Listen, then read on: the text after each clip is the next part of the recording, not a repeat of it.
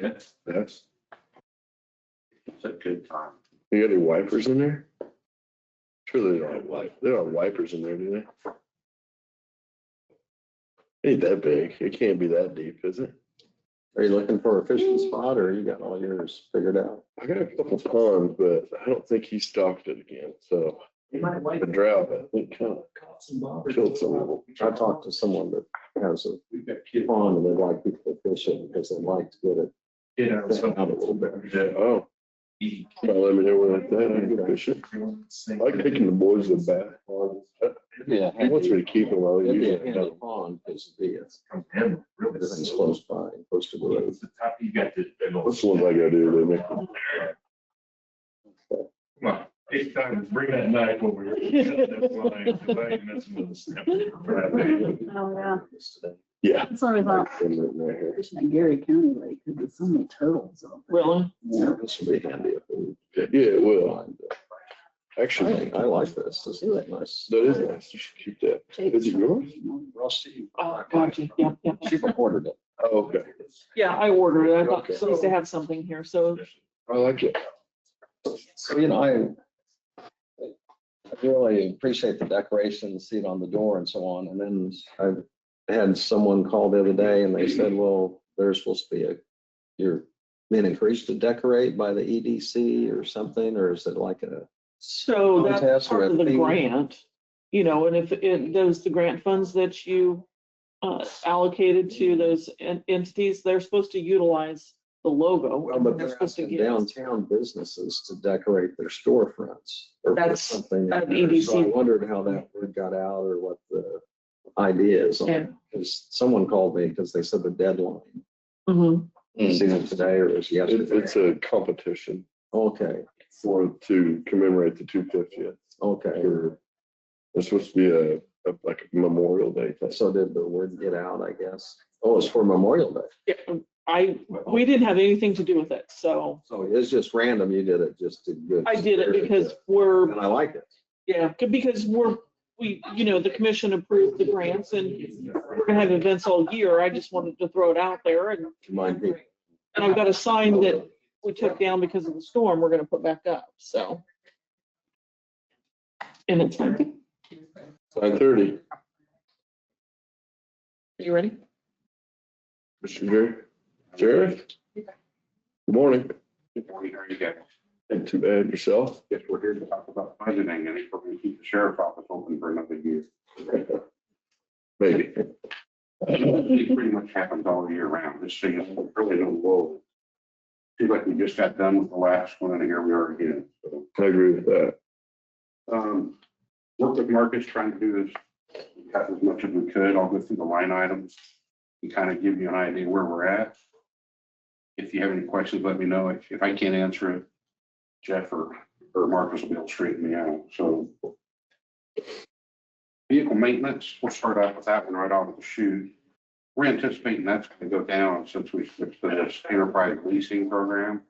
We think that's going to work out well for us because we're going to be able to swap out the vehicles before we get them miled out. We're not going to put too many miles on them, put as much, maintenance into them, I hope. So that one we're cutting 39%. How was the enterprise fleet man? How's that? Do we like that? Do we not like that? I kind of am loving it. So it's helping us out. As a matter of fact, we're gonna be able to cut 2 vehicles off of our fleet because we're not gonna have to keep them longer to have spares. So when something breaks down. So we're gonna be able to eliminate 2 cars out of our fleet just like that. So Good. Wow, that's great. that's pretty huge. Yeah. They could work out great if our plant, lowering the maintenance costs and things like that. However, we had 2 new ones that already been back to the dealership. That's limited. With some major Yeah. problems. Little bit. Two with brand new engines in them. Already. So One manufacturer. Yeah. Covered in warranty, I hope. Yes. Everything was good. Still annoying though. I think it had something to do with something with the plant or something. Maybe they said bad rain. It happens. So vehicle equipment, we're cutting that from $12,000 down to $10,000, cutting to $2,000. building maintenance. We're falling under the building maintenance. All of our maintenance that's attached to the courthouse is going to fall under the building maintenance here. We're keeping this line item for our range and our drug enforcement building. So that building maintenance is going to stay about the same. Which we do have the HVAC on the agenda today for out there that was damaged in the hail from. Okay, good. Good. User memberships, that's staying the same. Animal control, that's staying the same. Animal control's been working well for us for the past few years, so. Police canine expense, already cut that $200, cut it 5%.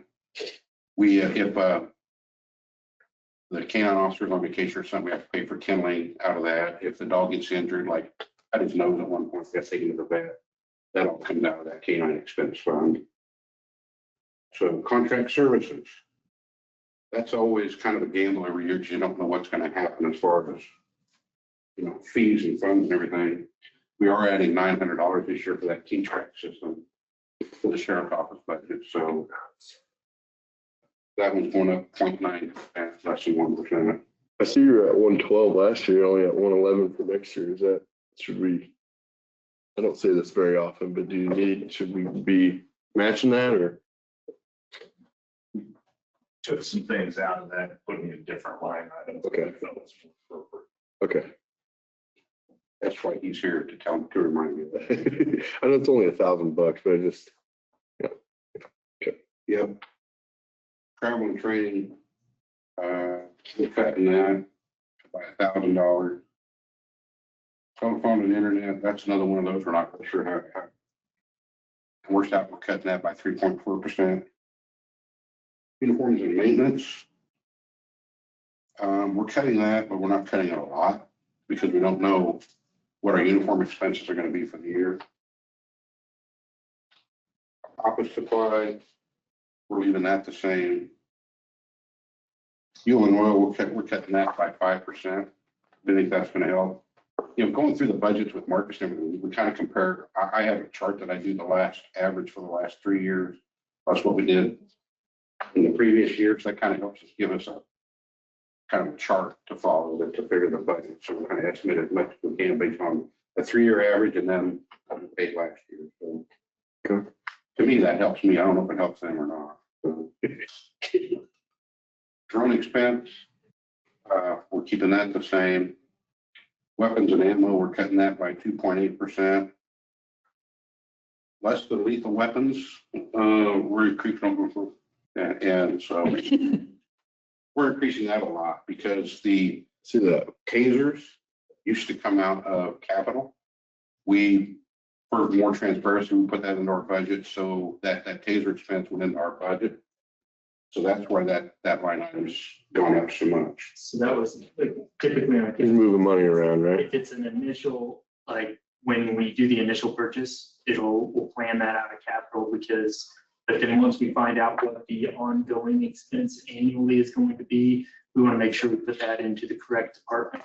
So that way we know there's an annual ongoing expense as opposed to just a one-time capital expense. So a lot of times the first year will come out of capital, and then if it's a 2 or 3 year plan on how to purchase that, because we bought it over say 3 years, that came out of capital, and then we'll transfer that into their department budget so that we understand that that's what it takes to operate from the sheriff's department moving forward. And that it needs to be in our budget rather than capital, give us an accurate accounting of what we're actually spending. So, but that's why that went up so much.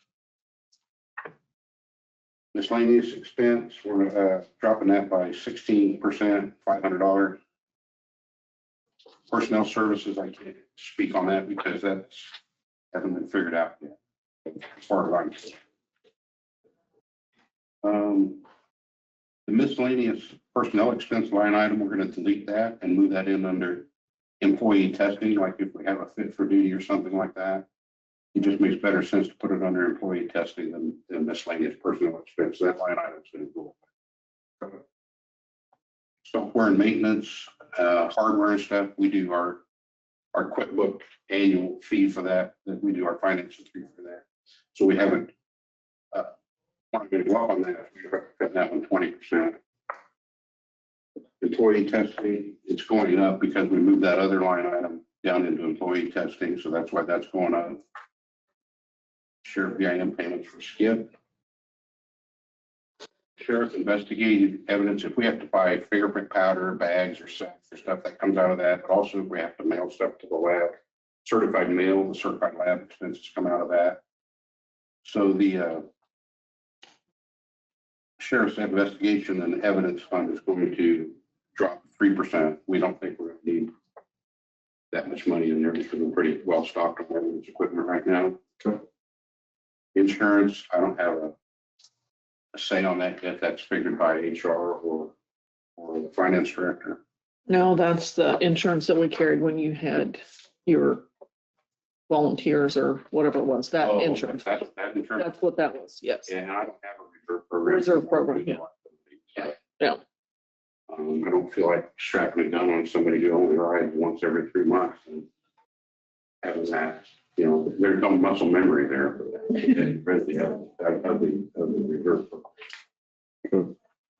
Overall, the budget is going up about $5,600 from the previous budget, about 0.18% on the sheriff's side. So, any issues, any questions on that? I do have a question. Anything you need to tweak or? Yes, sir. So you have animal control at $1,000. Yes. And, currently I guess maybe possible consideration, but there's been discussion, leash laws, how that would be changed. Mhm. And, we have to weigh what's meets public need, but also what's reasonable. So, and I don't know, we haven't really come up with anything, but how would that look? Our animal control is not the animal control budget you're talking. Okay. Our animal control is, let's say we go to a vehicle accident, there's a vehicle rolling around Interstate 70, they've got a couple of dogs. Mm-hmm. We'll take those dogs into custody and take them to the animal hospital. The animal hospital charges us for boarding those dogs. It's issues like that, or if there's a vicious animal we have to take into custody, that would probably come out of that line item as well. So it's not the. But if the leash laws were to change, if it was. If the leash law changed, that wouldn't. Is that going to open any door expense wise that we need to consider or be aware of? Because I even wonder, even at an accident, a tame dog can be excitable because of what's going on and that their, owner is maybe hurt or something. I mean, Like on this, we had. how do you handle that to transport a dog? I mean, if the dog happens to be a little bit excitable. The best you can. We don't have catch. But I mean, you But put it in the back, you have a little. right now, we've got Kennel? cages in the back of our patrol cars, so that helps. We got full cages in the back, to put them in the back seat of the patrol car, that helps. Okay. We had an incident over in Solomon where we had to call out a veterinarian to come over and euthanize a dog that was attacking an individual on the spot. Mhm. So the officer couldn't get a clean shot because of where he was at in Solomon. So it made better sense to have the vet come to the location and euthanize the dog on the spot. Okay. So fortunately, when it happens in a jurisdiction like that, we can bill that back to the contract city we were working in. This case, it was Solomon. So Okay. that didn't touch this line item. And I guess the only reason the reason I bring that up is if we made some change, I don't want there to be unintended consequence that all of a sudden we've added something on the expense side that's not manageable. And so, it's just on the budget we're talking now, but I'm sure. That wouldn't affect this budget. That's in the. It's in the administration budget, so, and there could be additional costs in that, we don't know.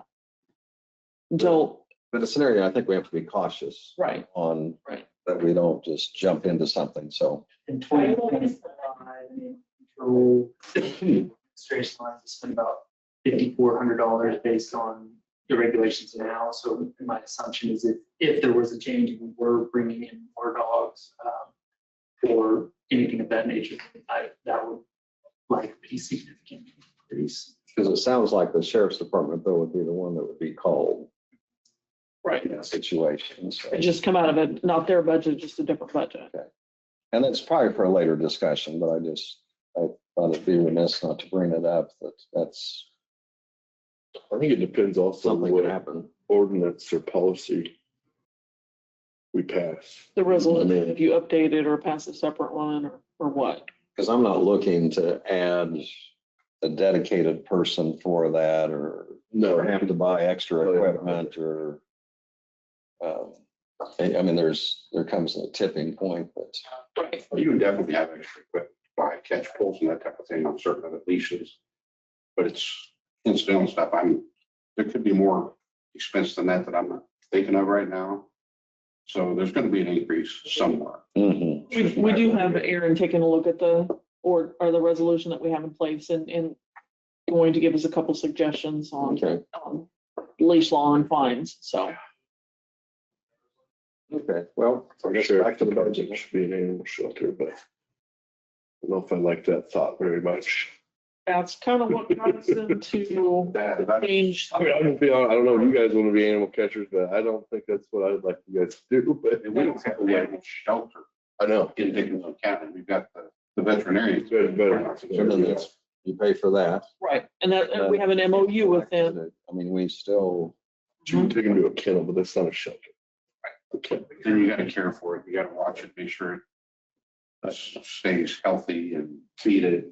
okay, Shots and, And most years, it's about $3,000 to $6,000 overall for the county that goes into animal control right now, just based on the way it's written today. I have a lot of discussion on that matter when we get to it. Okay. Is that on the agenda to talk about today? It's not on our agenda today. yeah, but we'll cover it when we go through the budget for administration. Yep. Okay. Or if we bring any proposed changes to the resolution. Is that today? No. I'll let you know when that happens. Because we did have a conversation with the city, the county counselor, the prosecutor, Janelle Marcus, and the ownership. We did meet and have a rather lengthy discussion on Yes. the dog ordinance and what may change. You know, how maybe just stay the same, so. Okay. We'll get there another day. My time's burning. I appreciate. Yeah, thank you for this, sir. The way you really ratcheted down tight on that budget. And the budget, like I said, it's a yearly process. We go through all the monthly reports every month, see where we're at, where we need to go. So we work on it year round basically. But to me, a budget is just a guideline to follow. What really matters is what you actually spend. So that's where the rubber meets the road with me. So, that was the sheriff's office side. We got the jail side if you guys are ready to roll on that.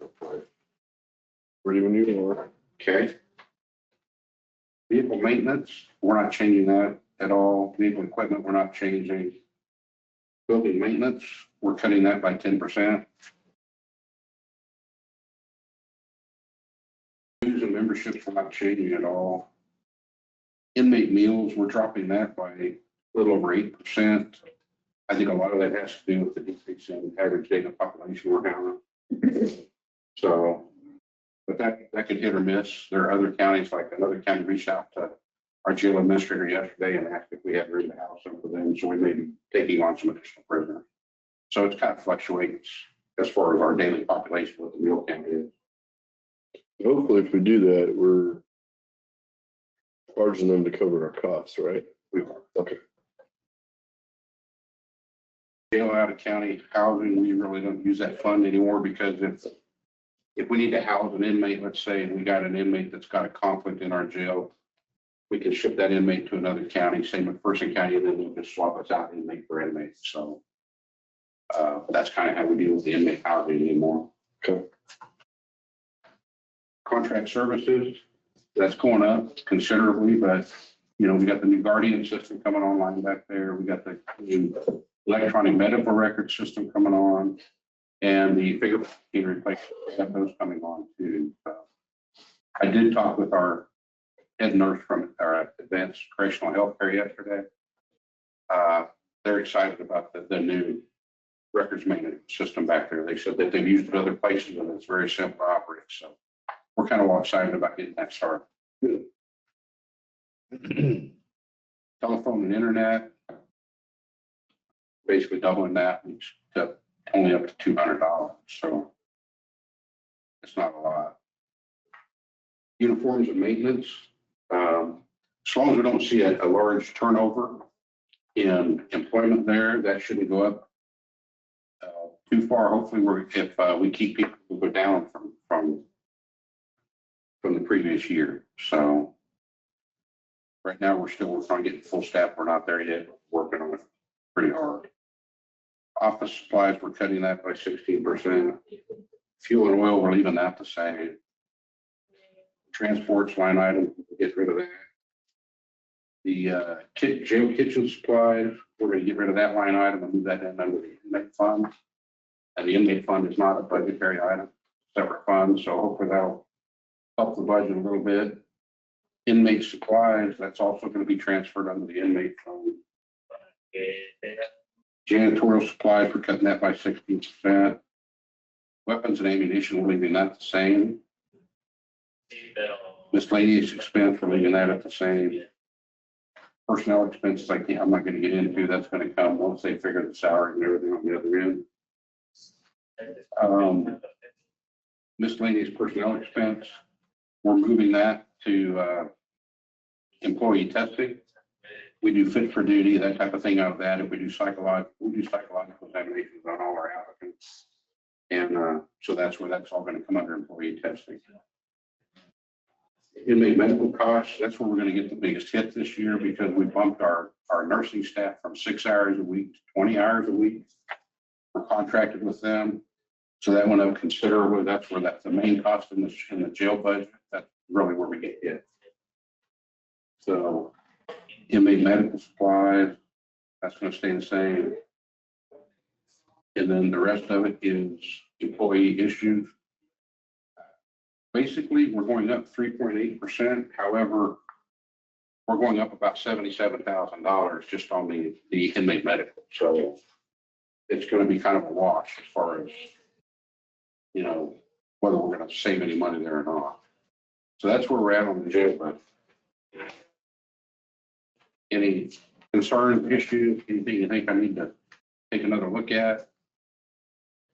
Like I said, Jeff and I go through the monthly reports every month. We try to figure out where we're at, what we need to do.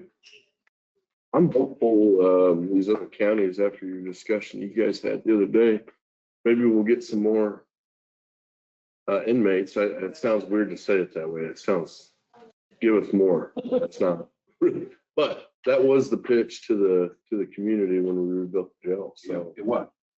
that'd be nice to see that come to fruition, my opinion, but That occupancy factor would help with your budget. absolutely. And we get some more experience on our jail staff. That's going to help. Well, that was my next question. If you went full occupancy, do we have the staff to support that right now? Not with our experience. We don't. I mean, we've got the staffing level. Yeah, But we don't have the experience. sure. But we might have some growing pains there if that does happen. Not saying it is, it's for the public, there's no deal or anything, but Yes, we have one or two were officers assaulted. Oh, my gosh. On that. So, well, from my perspective, I'm sorry. No, Jerry, I'm glad you're hedging on the fuels and oils because I'm going to bank on that one. Meaning they're not going to go up, I hope. we hope Yeah. they're not going to go down anytime soon. Hopefully they'll go up. Yeah. Well, I know I appreciate what you guys do, so you're out there facing the music, so. Did you have a question on the transports? No, I mean, how's it going? I know what we moved the fund over to the attorney. Is that, That's going great for us. That we brought, he gets to decide which ones he wants to bring back, which is pretty much all of them. But the biggest aid in transports is the Northwest Shuttle. that's what you were mentioning? That is outrageously convenient because we can get a hold of, let's say we got somebody in Oregon. Kelly, who's our records clerk and our warrants clerk, she gets into this Northwest Shuttle, and basically the sheriffs have an agreement that we'll just shuttle that guy from agency to agency to agency till we get them back here. That's gonna take longer to get you, but there's no cost. The only cost there may be to us is, let's say somebody in Oregon needs somebody from Kansas City, Missouri. When we go to Kansas City, Missouri, and take them to Ford County, and Ford County will take them on to Colorado. But every agency that participates in that dedicates their own personnel and their own time and their own money to it. So it's a huge benefit. And I'm sure we're doing it for other people. I don't know if we have a whole lot of extraditions coming. I say that word wrong every time. But Yeah, that's what he's telling us. So if somebody comes back from Oregon and all these agencies help us out, the return is they may want somebody that's in Kansas City, so we may give Kansas. City. Gotcha. Okay, that's interesting. Okay, gotcha. If they reciprocate. Yeah. So, the staffing of the jail, Mhm. what, you said the experience, is there a special training or is it just more of a learning curve?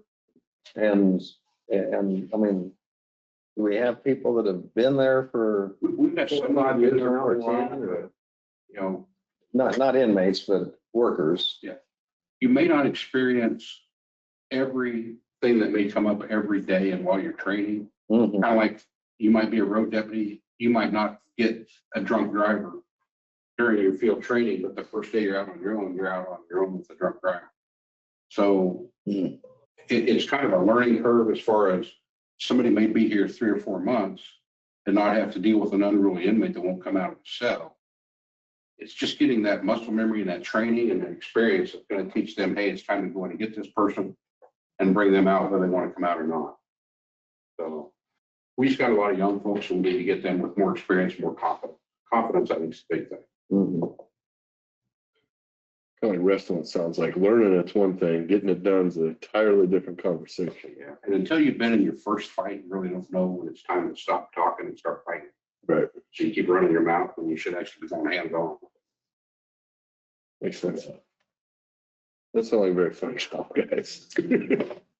It wasn't fun this morning, so. I can imagine. I shouldn't giggle, but Well, there's so many situations out there, and with the things you hear about, some of the drug factors and alcohol factors, and then there's some bad people too. And, I mean, There's a lot of unhappiness out there. And the biggest place I find is the grocery store. You ever see anybody smiling at a grocery store? There's a lot of unhappy people. we're just kind of like the casino now. Huh? My dad always used to say, there's nobody smiling at this place. This ain't a place to be. Yeah. Thank you, Jerry. Thank you. Do you have any questions? Please thank your staff. well, maybe you need to smile at them first. I smile well. back instead of. Okay. I mean that. Might be something to do that. Yeah. Just tell them one of your jokes. Yeah.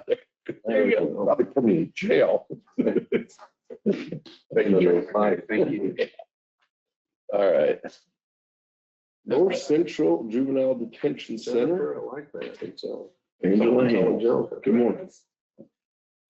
Copy I sent off. They got 'em. It's not. Yep. Oh, okay, good morning. Morning. So I'm here to discuss our budget for 2027 with you guys.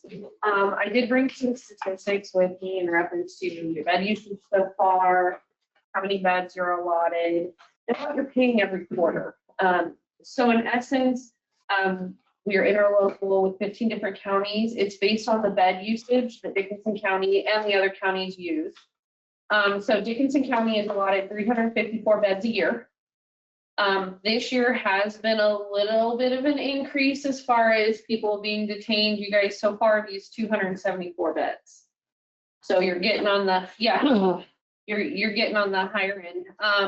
But honestly, it's right now you're paying $17,621.51 quarterly for the 2026 year. Are we seeing one juvenile in there for a longer length of time, or is it a lot of different juveniles? I have who's been in here. So I have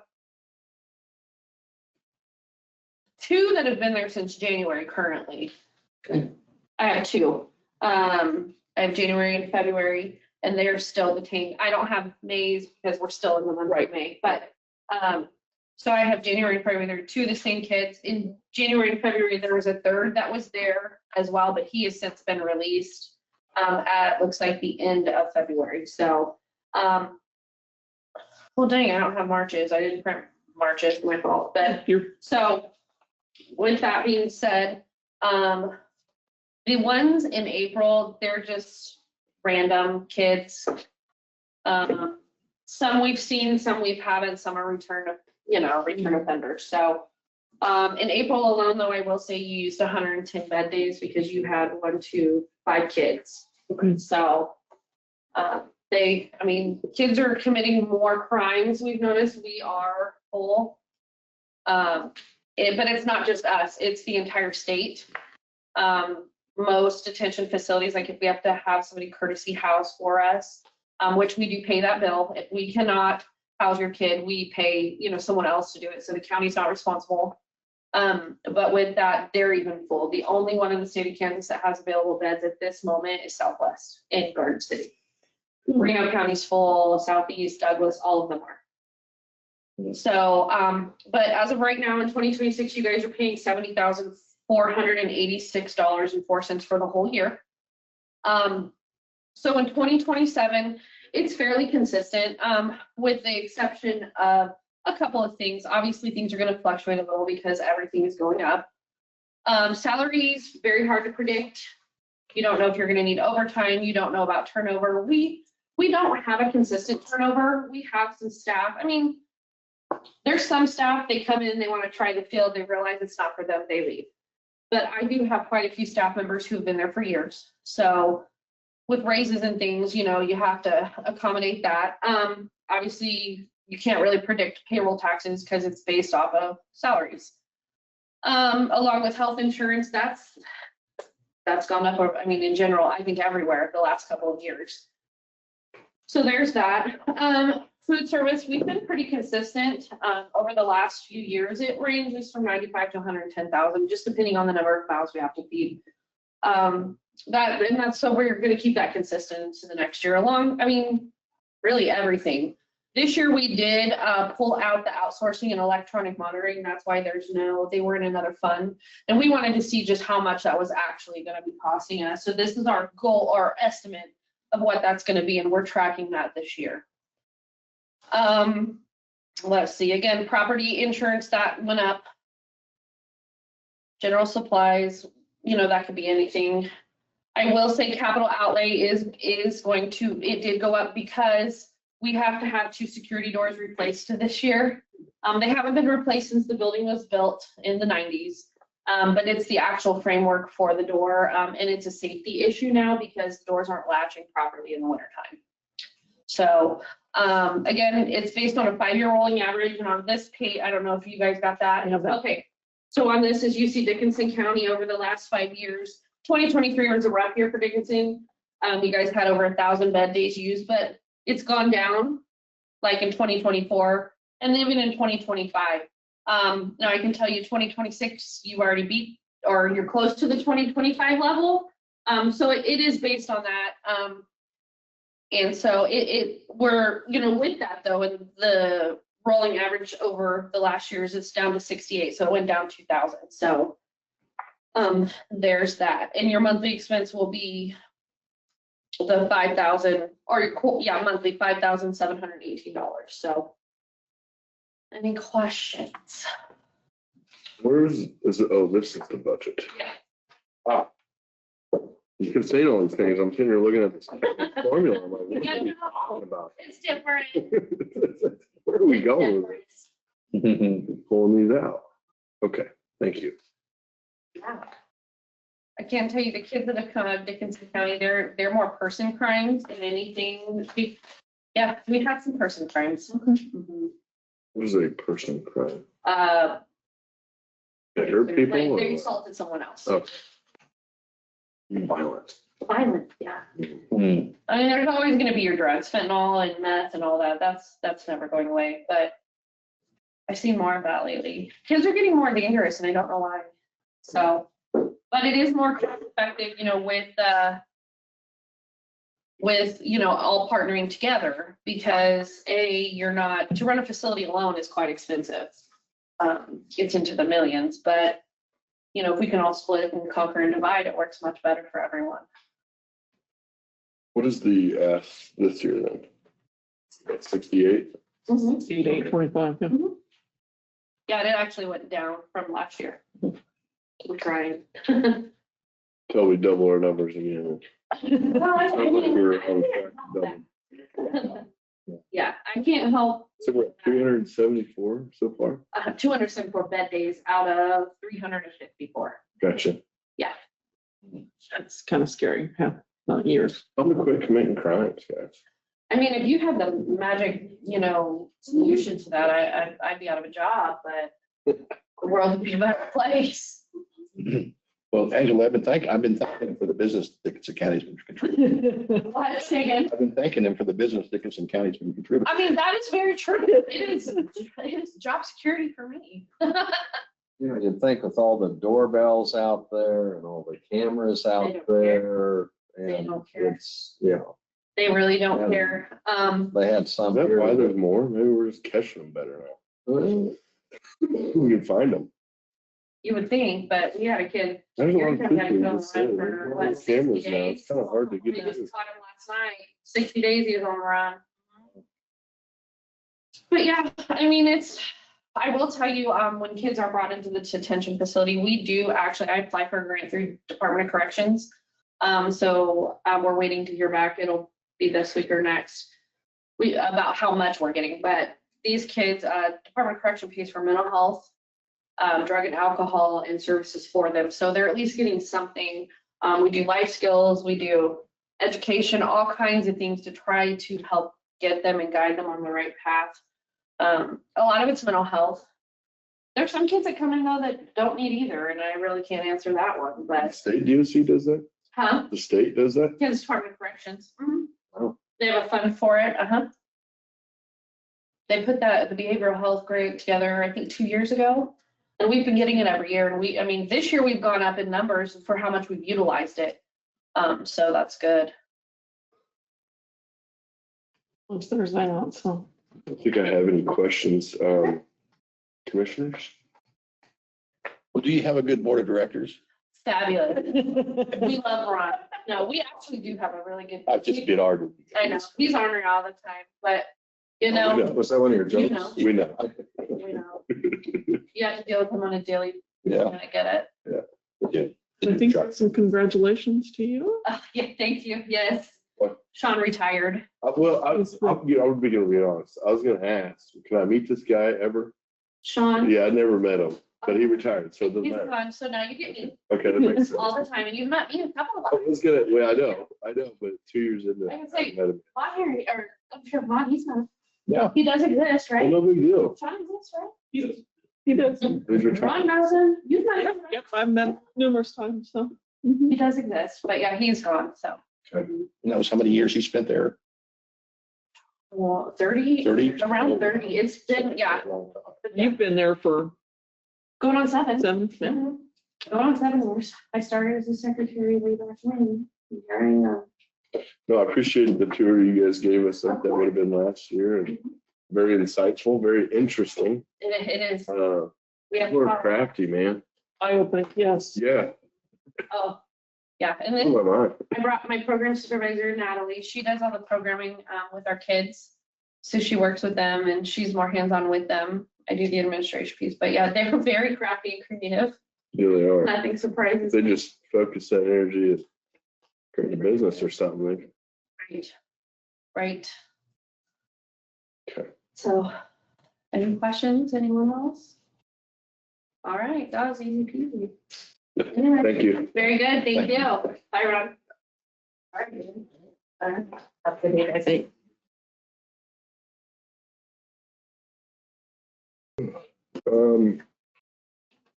County Treasurer Square.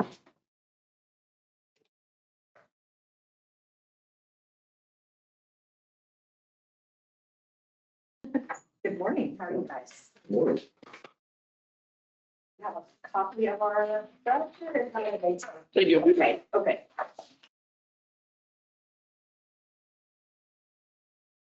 So do you guys want to jump right into that? Go ahead. So there are not a lot of changes this year. The equipment maintenance, there's no change on that, but that's the same, just in case we would have something going up on the vehicles, of course, so left that at the 1,000.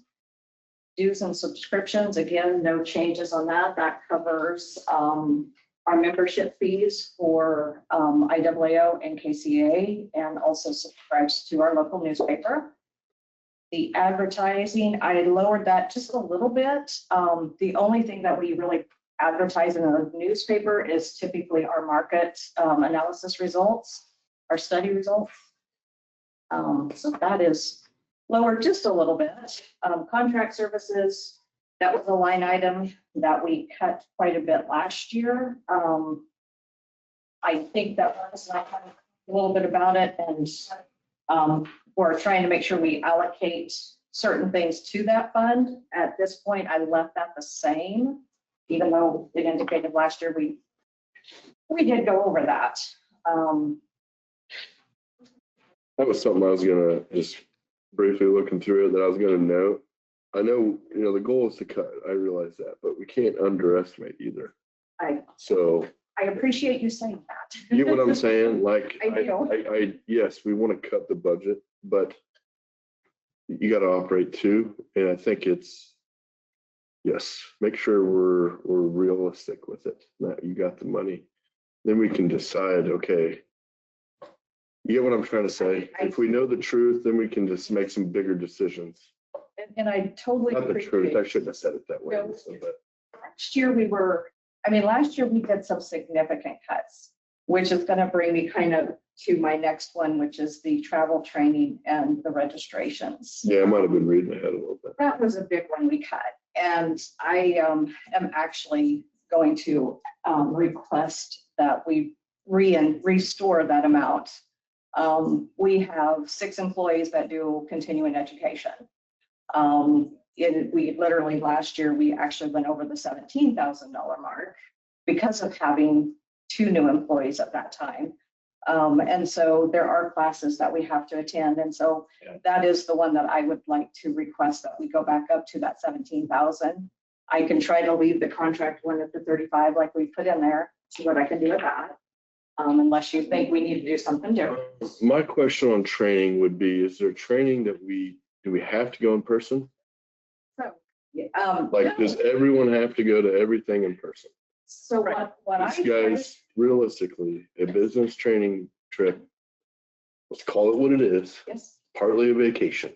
So that'd be my question. So what I try to do is if there is a class that is online, that is acceptable for classroom discussion, I'm going to put it that way, that they're going to benefit from it online, that is my first choice. I do the same thing. If it is online, I'm going to take it. The next thing I'm trying to watch is location. If it is in Salina, we're going to go to Salina because that's still a trip over there, yes, but we don't have hotel rooms. And so that cuts down on training. No, I'm talking about the out of states, the overnights, that kind of training. Is that's the question I'm gonna. Training too, though, is a week-long conference. I'm really asking that for all the departments. Do we have to go, if there's an online version, do we have to go in person? I get the value every 4 years or so, maybe not every year. So about the only out-of-state conference I go to, which I went to one last year, I'm skipping this year. I did put in there to go next year. That's all right. And it is very beneficial. You do get to network with out of state. You get to get different ideas. You can bring back different approaches. A couple of different things that I brought back from last year was definitely, trying to succession plan. Things that we don't necessarily just learn every day. It gives you new ideas. One thing that I've been working on is doing the, not compliance, but like your education, what you are credible to do. I'm going to part that as part of our evaluation process this year. Right. Every year we're asked, you know, are you qualified to do this job? We get asked that every year. And so by doing training. Let me give you an example. We're gonna go up to a meeting at my company up in Wisconsin. We're gonna fly home that night. So what I'm asking is, that's how most business owners would deal with Do it. things, We're not gonna stay here because it's late. We're gonna get home at midnight. right? And so it does add up. I'm not suggesting we do that, get all, you know, Right. but what I'm saying is, I just want to make sure we're vetting it correctly, and Yes. we need to go to this Yes, training session. yes. It's not a want, it's a need. The Yes. certifications that they get And from, that I understand completely. yes, and that's what this is for. Okay. Yes. That's all I wanted to bet. Yes. Perfect. Thank you. Yes. I do not send a bunch of people to those to save cost. This year I offered the KCA conference to Bradford. He's kind of in the same situation, so nobody will be going this year to I'm that. not picking on you, Lisa. No, or you're picking on okay. You're Lisa. Yeah, I just want to ruin that whole sentence. I'm not trying to pick on you. This is really a message It'll go I full will. circle. Yes, this all is the- where Some No, I get elected that. officials. I definitely understand that, and we do try to keep our travel to minimum. There's definitely continuation that we have to do. IWO classes, I definitely have those people stay overnight. That is about. I get that when class in you're a sitting week in there long. and that stuff. I get it. I'm giving you the public's perspective too a little Sure, bit. absolutely, yes. And Okay. sometimes a rotation where it's not every other year, but every third year, or, I mean, there's various ways to do that. Yes, You know, I've gone to a couple of national conferences, and sometimes there's one you may attend and it's like, you know, it was just geared for things that weren't really in the wheelhouse to fit here yes, perfect, but it also does give you some connections and a few things. Yeah. And then, you know, sometimes there's something where there are 2 or 3 great ideas you get from one conference that, and people are addressing, and, you know, I think, for example, in just a little bit, we're going to hear from someone that wants to get some sort of an abatement on their property. And it's not something we've dealt with before. And so I kind of want you to stay for this, to field a few questions if it's within your scope okay, to answer them. okay, But there's an example. It'd be nice to know how some of the others have handled that.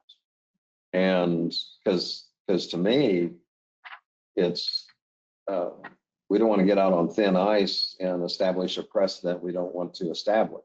correct. And yet, you know, you want to have the understanding of how to deal with that. Yes, yeah, So anyway, I think training and knowledge, I mean, it's helpful, and it adds to the professionalism. And that is one thing I've gotten feedback from some people that have been in your office. Once they went through the process of their appeal, they had a better understanding of just how it worked. And for example, maybe I'm getting ahead, but on the one we're going to consider, you know, replacement cost, insurance, they always put you 15-20% above what your house value is. And then if your house value doesn't match up with their projected insurance, they may cut you a percentage of what they pay you. But in your office, you don't go by what projected sales might be or what insurance. we do They have not on it. consider any insurance, no. So that is- there's different criteria to use, because if you use the insurance number, that's actually, I don't know if it's an inflated number, but people would be very upset if all of a sudden we went by insurance numbers, Yes. because everybody's property tax would be going up quite a bit. That's kind of. Or property valuation Right. would go up a lot. And that's why it's not written in the statute that way, which is what we have to follow. I brought up some information about education, staffing, just different things. I don't know if you'd like, you have to look at it right now. But it does kind of tell you where Dickinson County is, and even comparison to other parcel, I mean, other counties are parcel size. If you would like it, Okay, Sure. you can have some fun reading material when you're bored at night. I derailed your budget conversation. I'm sorry. I was Okay. thinking Oh, about, no, you're okay. really, I'll just end it with this. No, you made a good point. I'll end it with this. Don't budget it for budget's sake, because we're gonna use it in 2 years. Yes. Like, I would like this to be a working relationship where we can go down 1 year because we're not gonna travel, and the next year we are, okay? Then come ask us. Yes, I don't think we're unreasonable. yes. I don't feel like we are, so it's not unreasonable. That's kind of what I'm asking, and I'm gonna ask all the departments to do that.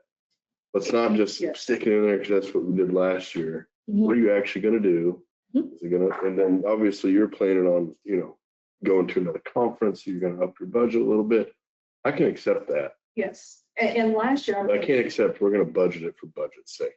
That's not a good answer, because then I'm gonna start asking how much is in that fund, what can you use for carryover?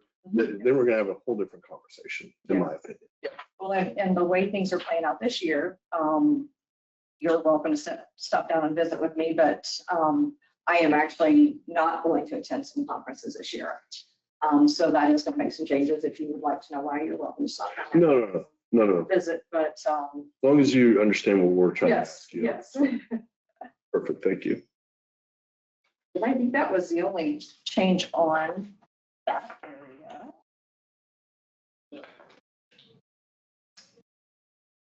Everything else, like I said, is either the same or has lowered a little. That was the only one that I was increasing slight or restore from the previous year due to going to the conference and everything next year. Obviously, we don't know employee or personnel yet, so. Right.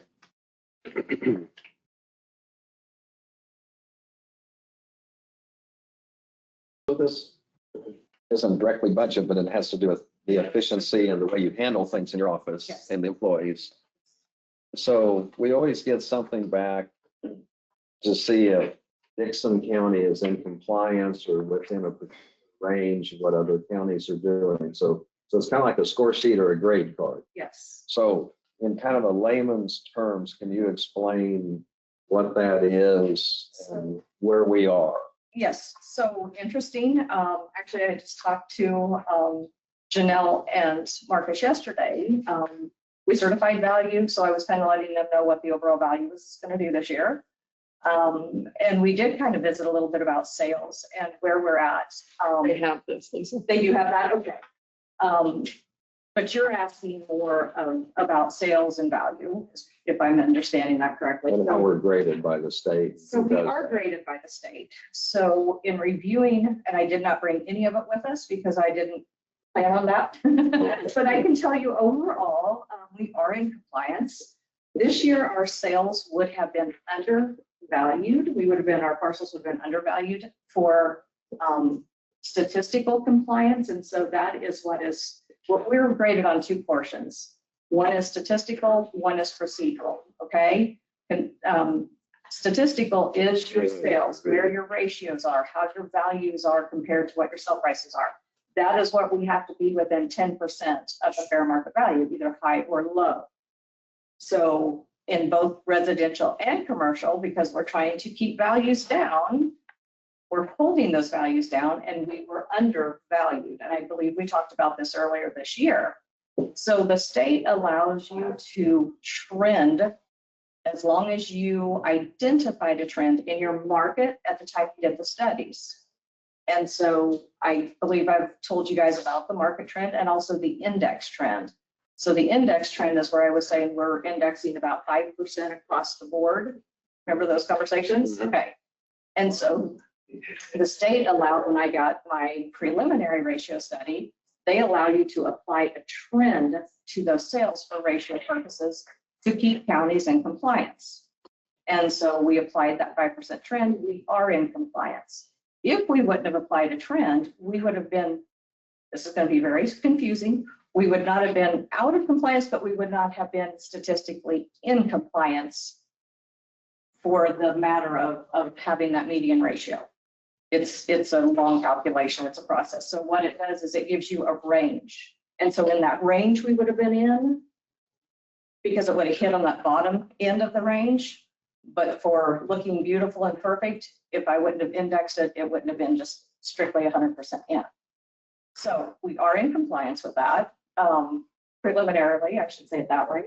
And then on the procedural side, some of the information I handed out is like a procedural calendar. And so we're also graded on when I get things turned in, what I get turned in. The state reviews every single thing that I do send in. They're checking that my dates are right. They're checking that's accuracy. They're checking that my formulas are calculating correctly, everything. So we also get graded on that as well. So 2 parts complete the compliance phase. Does that make sense? Okay. Too much information? No, No, Okay. that's- I mean, I'm reading through the calendar. Yes. Sorry, I'm yes. listening. I'm listening. So we have I supplied 2 separate calendars. One is statutory deadlines. The other one is procedural compliance deadlines. So you might want that, sorry. And so 2 separate things, of course. As I was just saying, the procedural is the dates I have to have things in. That has to be reviewed, it has to be supplied. The other one is mailing CBN dates, that's statutory dates. Certifying values, holding hearings, mailing personal property value notices. Any state deadlines are also included in that. I think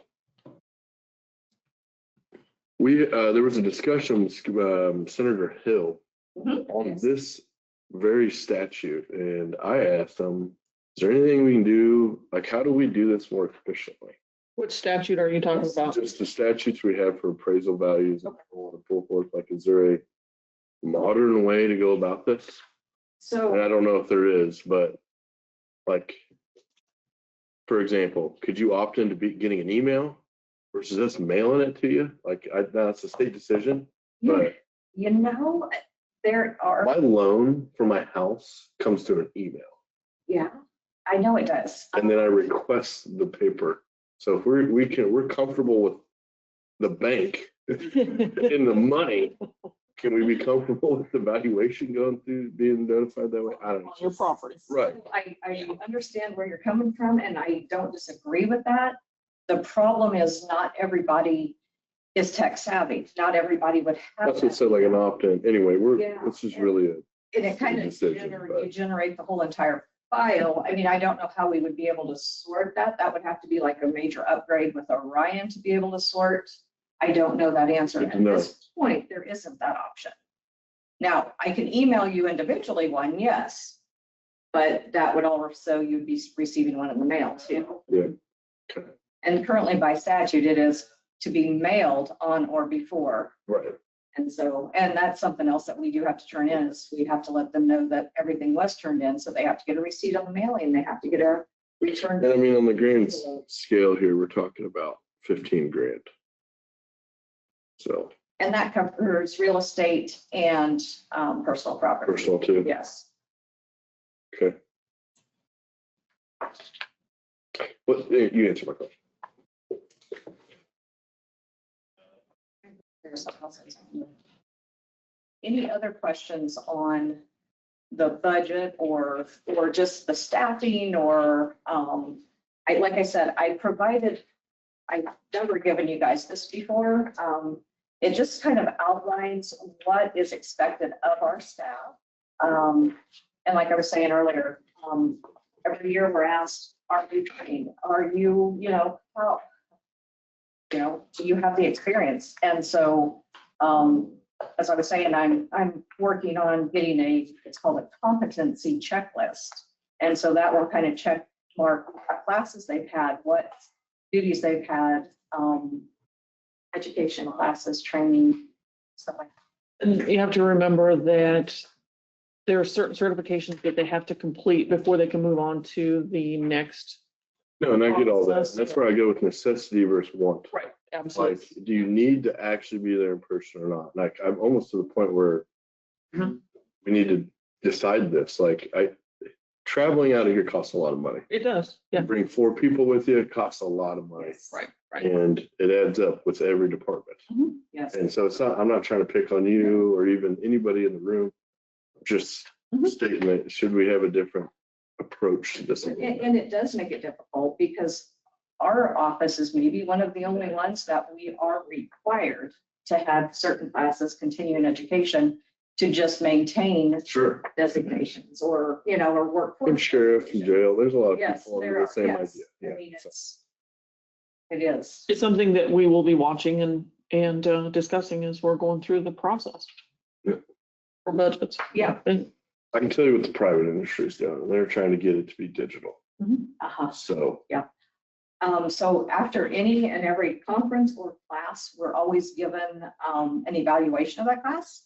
And every year I say, either they don't have Dickinson County as an option for a class. I'm sorry to say that, but they have Salina, and it's at least that's driving distance.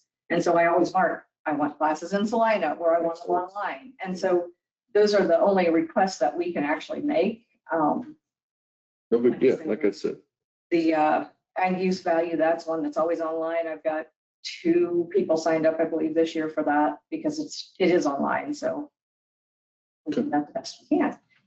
Did you have any questions on the sheet from the budget that I brought? No, okay.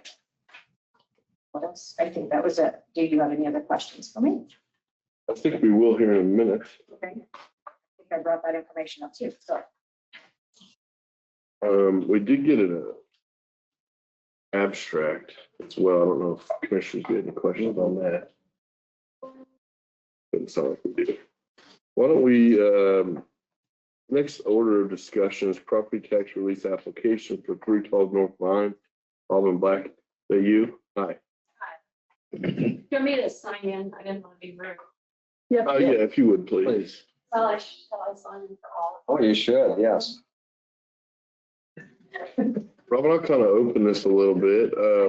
We're trying to decide what to do here. I'm going to kind of blanket it with that. That's, Well, I applied, I didn't know about the program, but for some reason, I can't even remember, after the fire, I was down in the assessor officer in the basement, Mhm. and I was asked if I knew about the program, and I didn't. But I asked if they thought I would qualify. They said I could apply. So I did. So do you want an overview of what happened? I think it'd be nice, a little background. So the day Fox News was here to film with Steve Ducey. Fortunately, all the fire trucks were out and all the extra fire people were on hand, all dressed and everything was ready to go. So when I called after, I heard an explosion in my house and walked past an orange burning room. They were there immediately. So the fire was, so the house was agreed was struck by lightning on like the north side. Then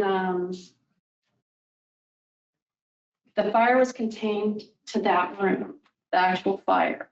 Fire department was there immediately, had a bucket, had just had everything. Everybody was there. So I got lucky that it was that day and they were all in town already. They used minimal water, so the water damage is not that bad. Saving the downstairs from being drenched. It was the upstairs bedroom on the north side that took the lightning strike. Then when Travis Stearman came after the fire was out and we were able to go through with the adjusters that same day and the fire chief. What Travis told me is that because my upstairs walls and ceilings, most of them, were still stucco, that the fire didn't get to the other rooms, but the superheated air that caused the fire of the materials in the first room went throughout the upstairs, and that it achieved enough of a temperature that all of the wall coverings and ceilings that were stucco had to come out. He said it will fail. It may not fail today, and we may not see the cracks today, but the heat on that material will cause it to crumble. So I won't sign off on this house being habitable unless you take all of that. So that's what has happened and is taking a lot of time. But it has, so we had to gut the entire upstairs, including, I mean, all of it was that. So every ceiling is out. The pictures that I tried to supply show just framing in the upstairs, the floors. All but one room is salvageable. But it's, all the plumbing, all the bathrooms, there are 3 bathrooms up there, 3 bedrooms and sun porch. I mean, it's an old house. It's kind of. Are you guys still living in the residence? Mhm. Well, I will, but it'll probably be, I'm getting an estimate now of, the contractor, the contract said he had a year. So I'm hoping October, November to be back.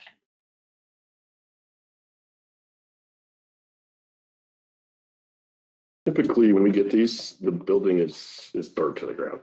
Oh, It's gone. So when we got this, I don't want to speak for my fellow commissioners, but when I got it, I looked at it and go, well, this is different.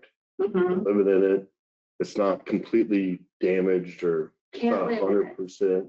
Can't, Oh, I'm sorry. Right. I will live in it. No. yeah, but it needs to be. Uninhabitable. Okay. It's uninhabitable Okay. from day one, from the day of. And how I read the application and why I did apply is it seemed that one of the stipulations was that it had to be 50% or more of the value of the house. Correct. And the estimation that I have, the high end is 274 and the low end is what we'd hoped for was 230. And the value of the house, according to the county, what I pay taxes on, is closer to the, I don't know on the numbers on the forms. I always thought it was like at a 240 for that structure, for the whole, the garage, the house, the lot. So there's another page that gives market value, but I never know. What it is.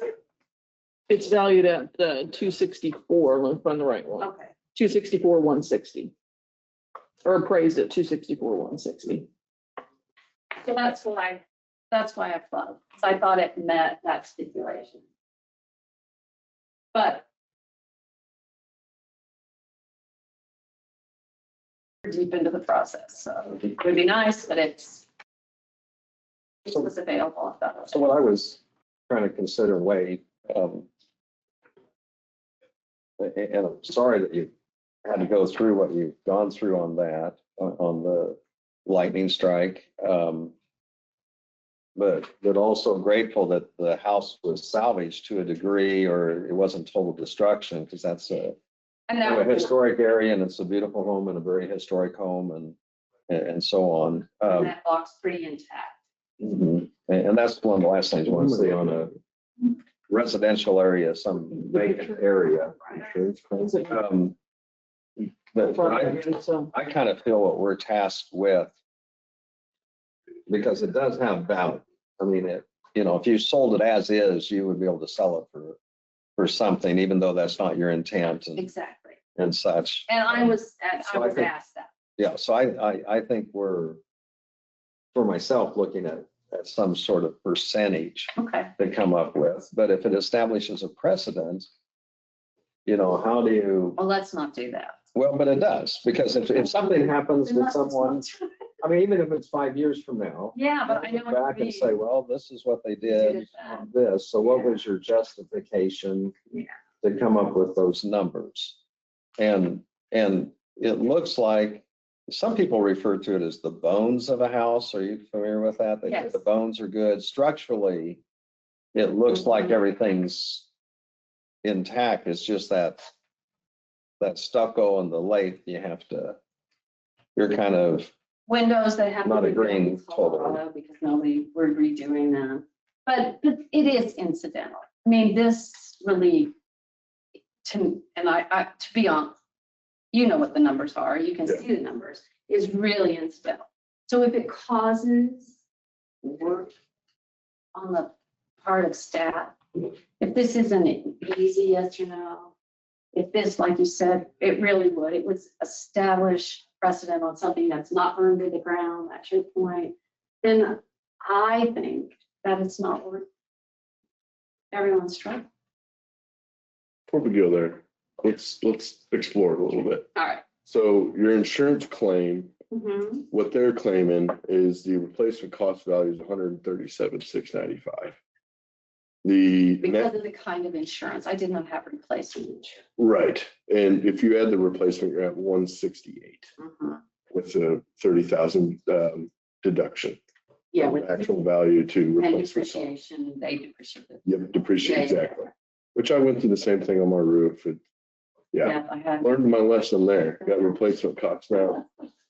But so I've been through this a little bit too, and once again, I should offer my condolences. This is not a fun thing to go through, or But you know, no one's hurt. it's not a preferred, yeah. And that's, People walk, nothing. It's just stuff. but if we went off this value, you're hitting, I don't know, 50-60% value. So I don't think it's unwarranted. I don't know if it's 100 like you said, but I'm just going off what the insurance thinks, because we can rectify that because the insurance gave us their opinion on what they think. So maybe what I did is misunderstood where to start the valuation of the claim of this kind of an ask. Because I think you're in 50-60% area based off what insurance thinks. Would you, I don't know if you guys would agree, but that's kind of how I'm looking at it. I do think you have damage and you need to get it fixed, and you can't live in your house. Yes, but that doesn't mean I need tax relief. That, no, Well, if you're telling us you don't want it, it's an easy, qualify. a great day. Well, this is kind of this is situational. So it doesn't really match up with the others where it's total loss. Mhm. And Lynn's right. We are gonna, if we do decide to do something today, it is gonna set a precedence. Yeah. Like he's 100% correct. But does that, That's not bad. No. It's just what it is. We're just, all that really means is we're making a decision we haven't made before. And it is your discretion how much you want to Right. do as a percentage, or if you want to do anything entirely. So.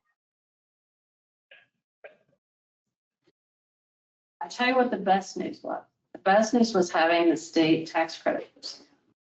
And I know this building project used tax credits because you're contributing structure on the register. And our block, we had made it, we were going to put our house on the register, but then the state came years ago and said, oh, couldn't you just make a district? So we did the work to make a district. So tax credit came out and said, oh, by the way, the residential tax credit has gone from 25% for towns our size for residential to 40%. Oh. And that's a huge change that we have a number of districts. We have a downtown district. We have lots of contributing structures that don't know about this funding mechanism that is available, and especially in a community our size with the kind of structures that we have. So if nothing else, being aware that that is available to us and trying to find a way to tell lenders and the like. I've talked to one bank, because then you have to sell those tax credits. You have to try and catch it if you don't have a state tax bill. But they are a one-to-one redemption, and they're transferable. And they've gone up 15%, 40%, it's 50% on commercial.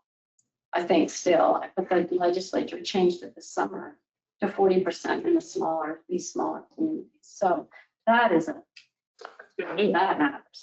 Yeah. Let me just point blank ask, what would you like us to do? What is your request? I just like busy.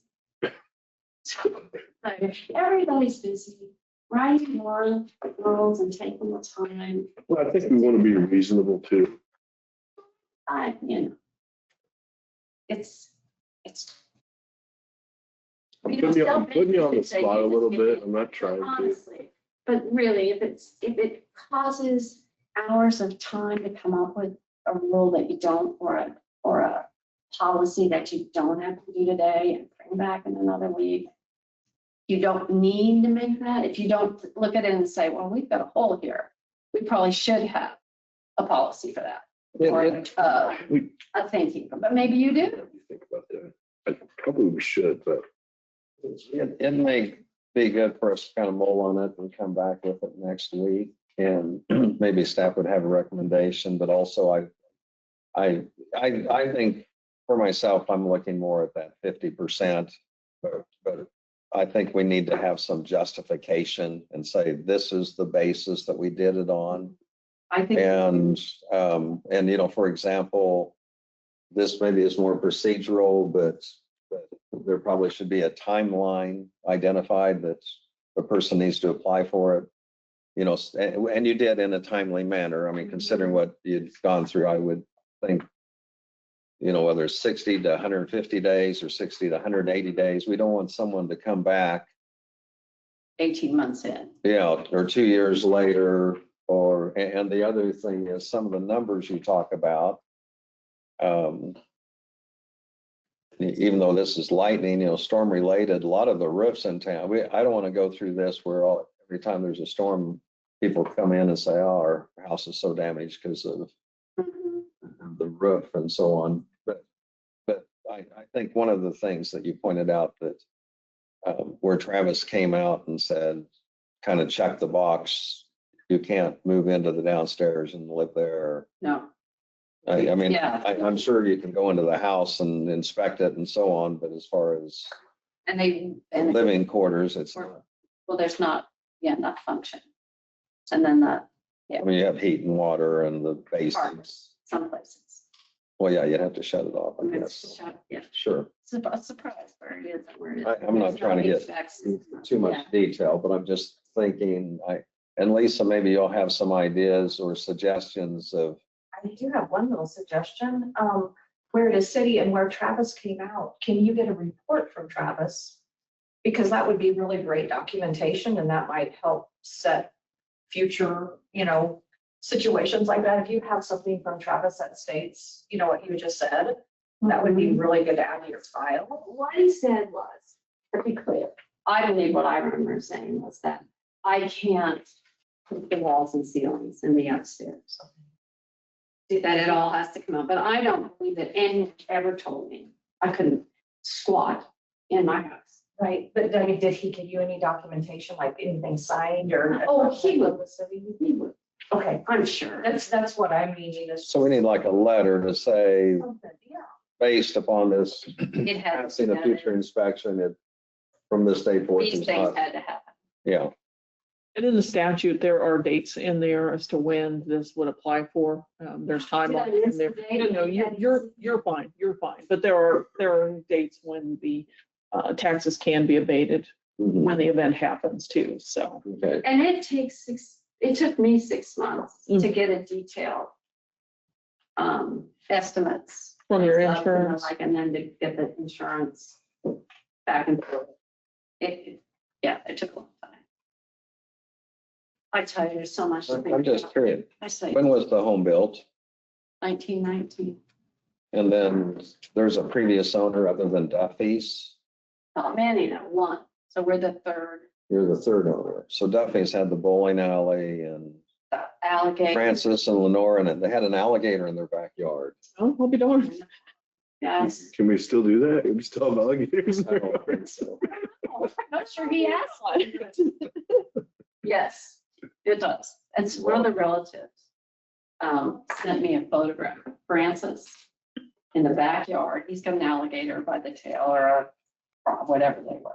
And then, because they'd gotten too big to live in the little pond. He kept them in the basement where the steam boiler was in the winter. And they'd gotten too big, and so the Wichita Sioux came, and the picture is Francis and his, of course, button-down shirt and tie, and the Wichita Sioux guy. And they each have a gator. Because people say that stuff. Say shit. Documentation. Well, what I'm hearing is that we're probably going to table this for further discussion for another week. And then I think, did you guys get your questions answered that you wanted to ask her? I think we got our question. And we may want to create a separate type form for in the future if it were partial damage or some, That form. and maybe we don't want to go that Need to deep find- into it, but we're, It's statute, so that's the hard part, is it's not a county form. Right. It's a state. Okay. Maybe the state needs to come up with something.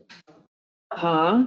Let's be Well, to be fair, Lynn, they did. They said that it's our decision. Correct. Well, that's true. That is their And we policy, so probably we- rather have it here.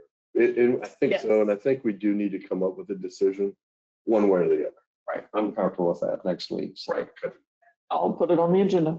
Thank you so much for coming in. These are great. Hope I didn't put you on the These spot. are my grandsons. Oh my goodness. Came from Manhattan.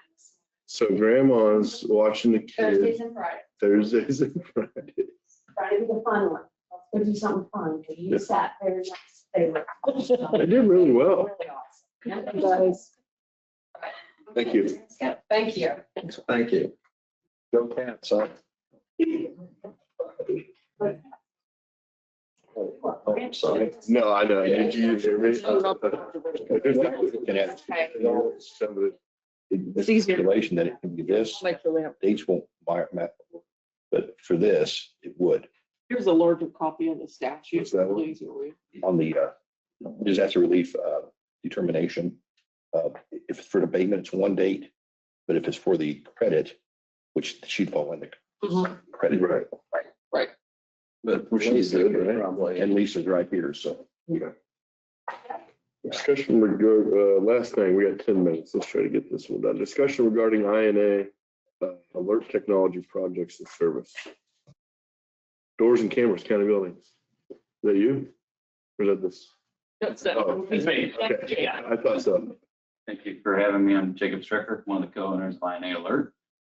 I'm here to answer questions in regards to project that we work with Dustin on to update and enhance security features here at the courthouse, jail, and the evidence shop. So I think it was presented, or the information was distributed to you prior to today. So I'm here to answer any questions that you may have about that. When we create a quote, we create we do everything line item. So all of my staff's conversations with Dustin and we feel this to be a project and a series of questions that would best suit the direction the county is looking to go to for the facilities. I'll be honest, guys, I didn't have any questions over that. I thought we kind of hammered it out, but. Okay. That's good. And I did, we booked that out. Yeah, I thought we talked through it pretty well. We understand it. It's good for you to be here. Yeah, I'll raise some names as well. Are we making it too easy for you? Pretty well last week.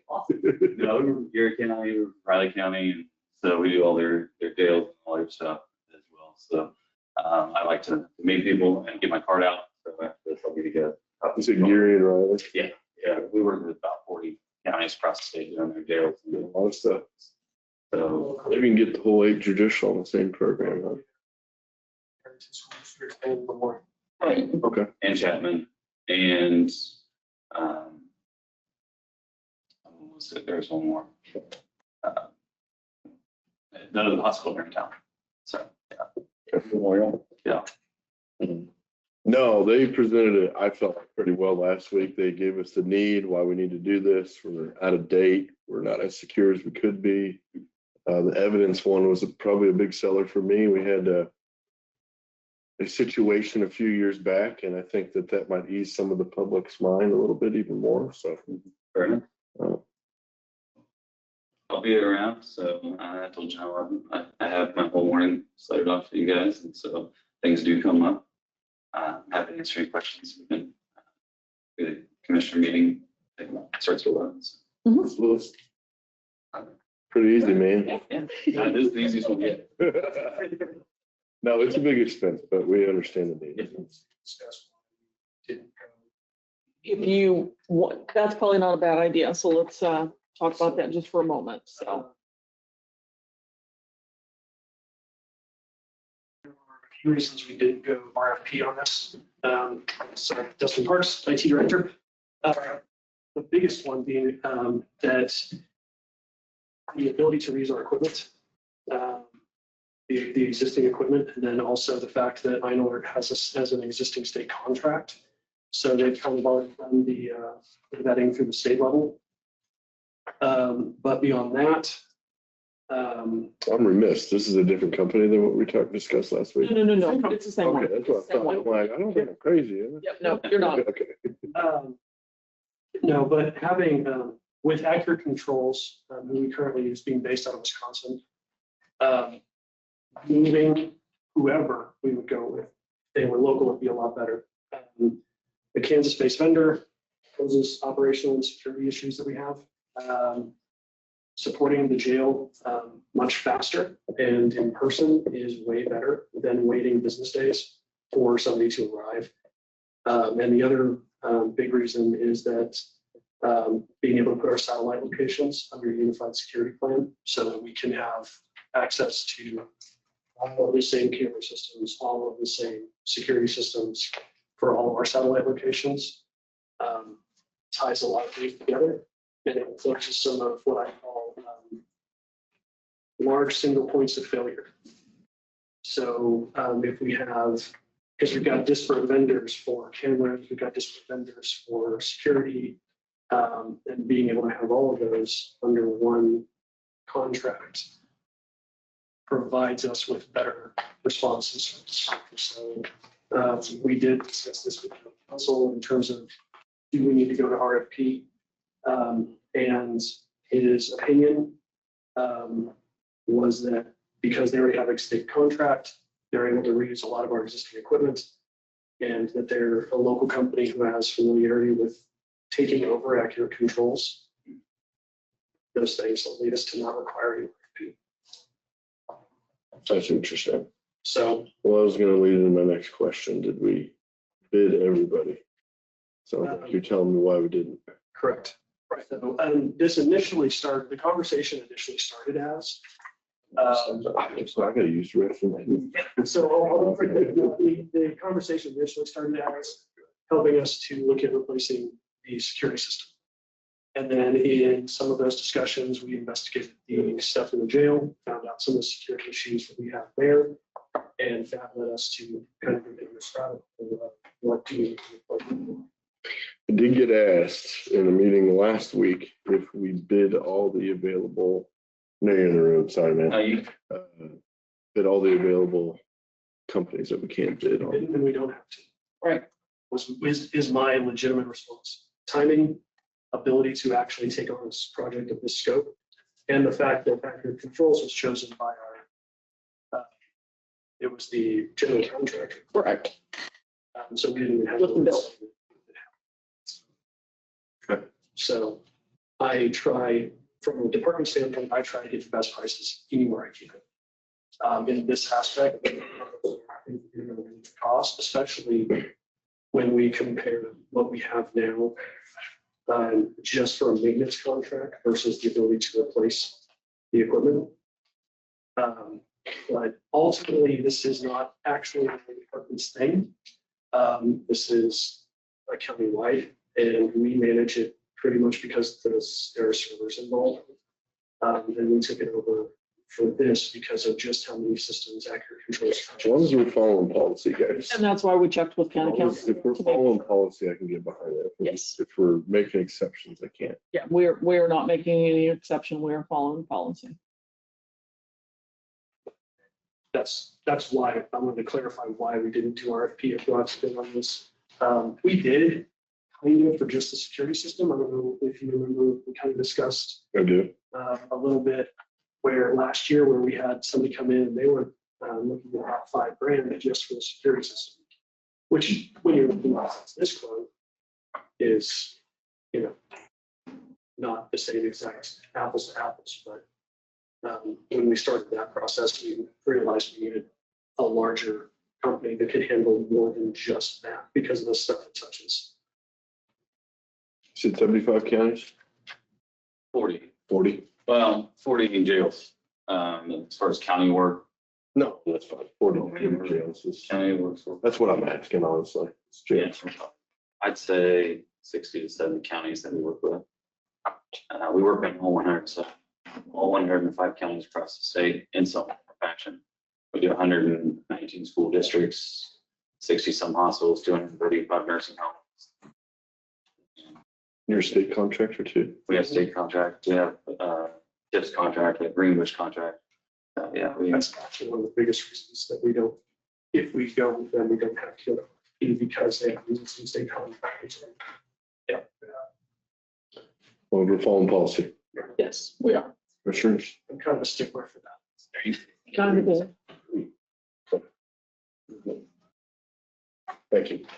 Thank you. No worries. Thank you. We will resume at 11 a.m. for regular meeting. I gotta go grab them. I'm gonna turn now. It's your staff. Yes, stop off. That's all staff. So Janelle, what I was looking at is I was reading this here and you confirmed it because of the dates. You would fall under this category. Could you say? Yes. Yeah. It's kind of hard No, we should have a lot of. writing policy because these cases are going to be different. Oh, yeah. I'm not gonna. I'm saying it's better. Misunderstood. Well, you might do it as a percentage on what you've been doing, that does change. And we want to have a, It is completely, like I say, we want to be leaders, but that's, we're not. you can deny it. Correct. Do I it just yourself. don't want to have a deal. Think about the things I've read on, we'll say they are. Personally. Nobody complains about it. Yeah. I don't. It's anything. Partially. How do you put that in words? Exactly. Sometimes. It'll probably always be that way. No, But I don't know of anybody I mean, I think this is electric. that sold, And it comes- they complain. This is. No, you're right. Way over what they. The entire structure. Mhm. Well, and I know of two of No. That changes. They're interesting. Yes. I think they say that. It's not just. Like keep Robin stuff. You don't Yes. need to reprint this. Very good. Yes. Yeah. Or do you want me to just put it in? Why don't I just keep it in my folder? Because that will be on for Yeah, next week. there's just a lot there. Yep.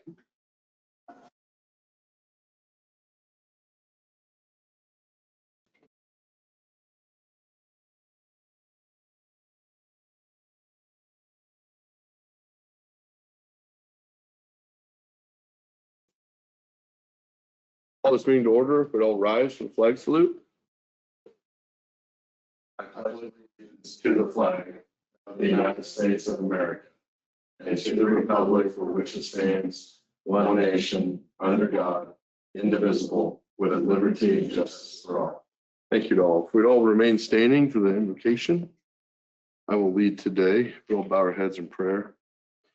Lord, we come before you today acknowledging our, sorry, I can't read mine right. Acknowledging our need for the wisdom. We ask that you grant our leaders clarity on thought and the discernment to make decisions that are just, fair, and beneficial to everyone. Remove any confusion and guide their words and actions during this meeting. We pray this in your loving Son's name, Jesus Christ. Amen. Amen. Thank you.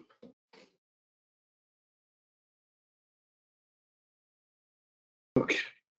Approval of the agenda. We have consideration of appointment of a representative for the Central Kansas Mental Health Board. Consideration of proposals to replace the HVAC system in the DTF building. I would propose that we table the next consideration, the consideration for property tax relief application for 312 North Vine, Abilene, Kansas, for Robin Black. In the approval of this agenda, I would propose that we table that. Consider authorizing, sorry, go ahead. Do I need a second? If you want to table it? No. We'll vote on it once we approve the agenda. Consider authorizing to move forward to the INA alert technology projects and service proposal regarding doors and cameras for the county buildings. Do I have a motion to approve the agenda as said? I'll make a motion to approve the agenda. Second. A motion and a second. All in favor, say aye. Aye. Motion carries. Thank you. Consent agenda for today. The minutes are provided for a May 21st meeting in your packets, commissioners. Accounts payable of $90,631.24. Hand checks for $379.56.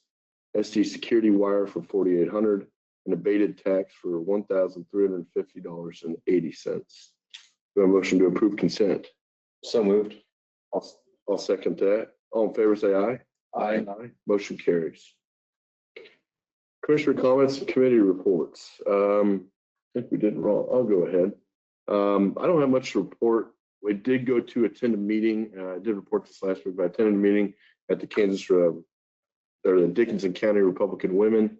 I thought it was probably one of the most interactive conversations I've had since, I thought it was a great conversation.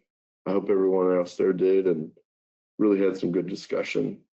Other than that, I don't have much to report. We were out of town for the weekend for my wife's birthday, so pretty easy, nice weekend.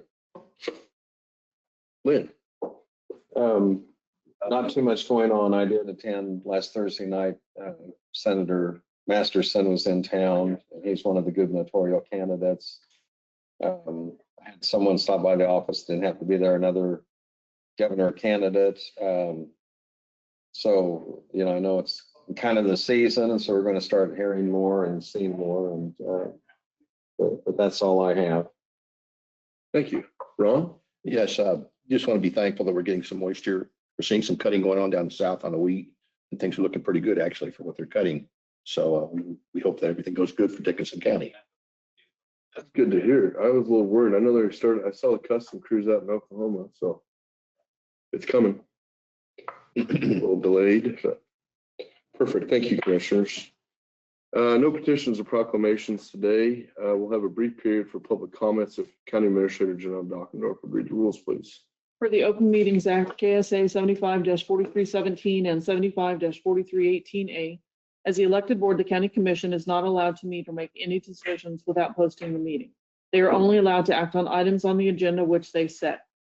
During the regular meeting, the county commission may allow for public comments on items not listed on the approved agenda. It is at the discretion of the county commission if they allow comments on agenda items. If you wish to provide comments, please come forward to the podium and state your name and address. If you are online, raise your hand and we will unmute you. Please state your name and address. Each person may speak for 3 minutes. The allotted time will start after the speaker has given his or her name and address.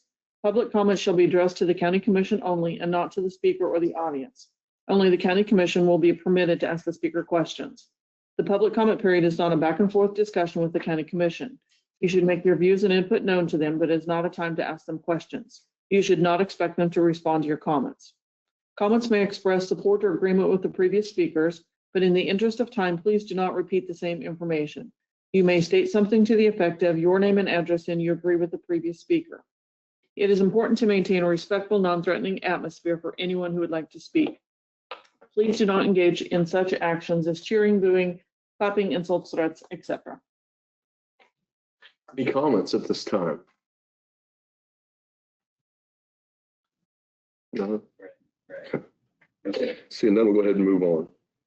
Reports from county officers, back to County Administrator General Dockendorf. Commissioners, we do have 2 open positions in dispatch. And so if anybody would like to apply, please feel free to reach out to Amber or to Marcia or go online. As Lisa had reported, she has certified the personal property and the oil values to the state. She did that this week. We also had several staff attend the county fire chief's meeting last night.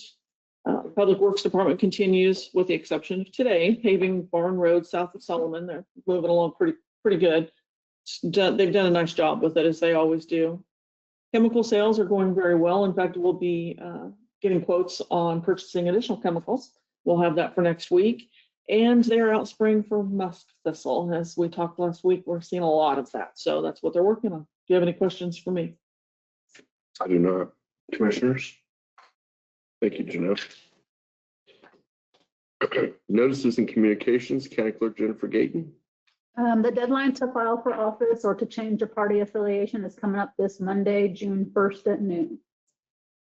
I got a question about that. Will you, oh my goodness, will you release something in next week's meeting of who has filed? I can. Could you give us a report on that? I usually do. I figured you did, but Yeah, it's going to be quite lengthy. I figured that too. Yeah. Okay, thank you. You want just the local races or not necessarily races? Yeah, I don't know if I need to governor. I think local was what I was thinking. State Senate. So yeah, Everything that affects our ballots, if you will. I mean, not the entire state, but what we'll be voting on. Okay. that would.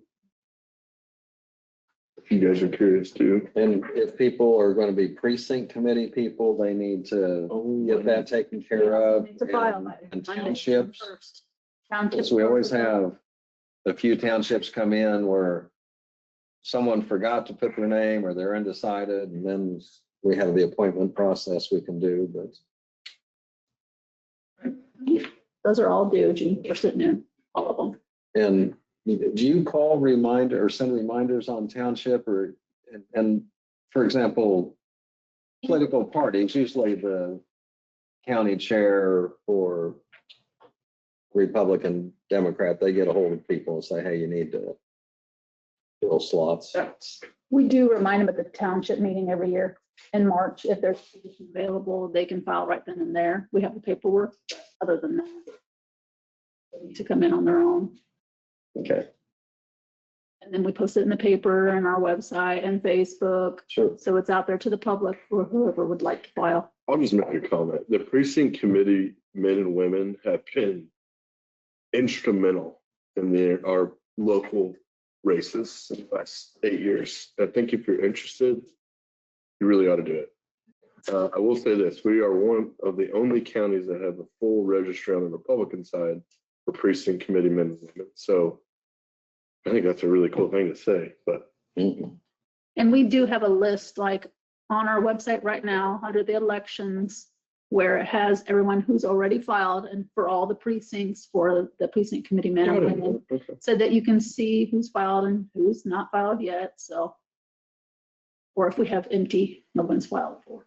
And just because someone's filed, I mean, you can still file because it's an election and sometimes Open to there's a anybody. choice of one or two or three additional ones. Run for governor, guys. Well, we talked about, grassroots involvement, so people need to get involved. Okay. Let's get down to our business here. I don't think we have any resolutions. All right. Consideration of appointment for representative of Central Kansas Mental Health.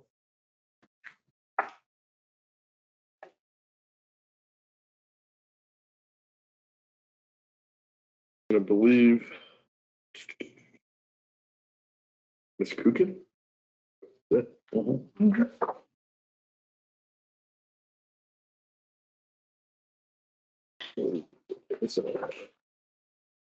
you. I do have that here. Okay, yeah, that's the only information that we have, is the letter. I'm looking for Ms. Kukin's first name. Leanne. There we go. So this would be the consideration to appoint Leanne Kukin to the Central Kansas Mental Health Board. Open up for discussion. We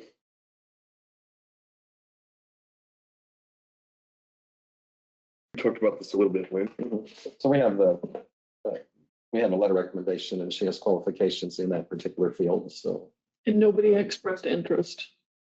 Correct. And it was put out there, anyone that wanted to step forward on that, it was available.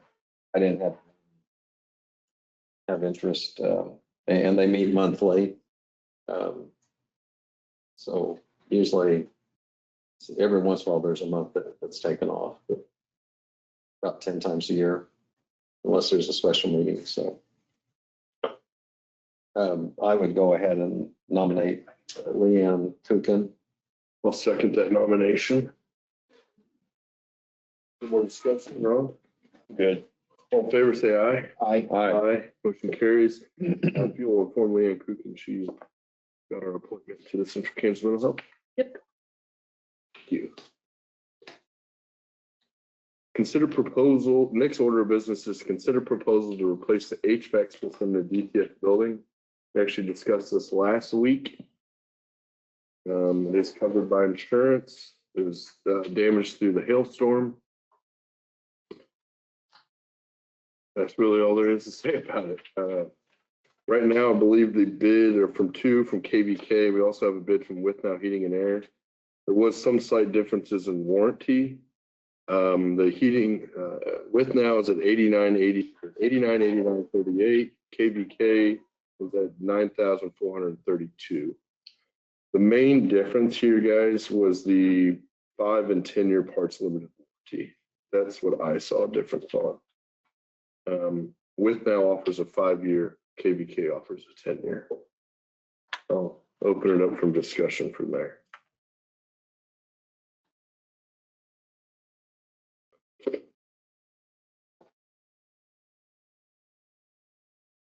So it seems like we're replacing this thing about every 5 years now.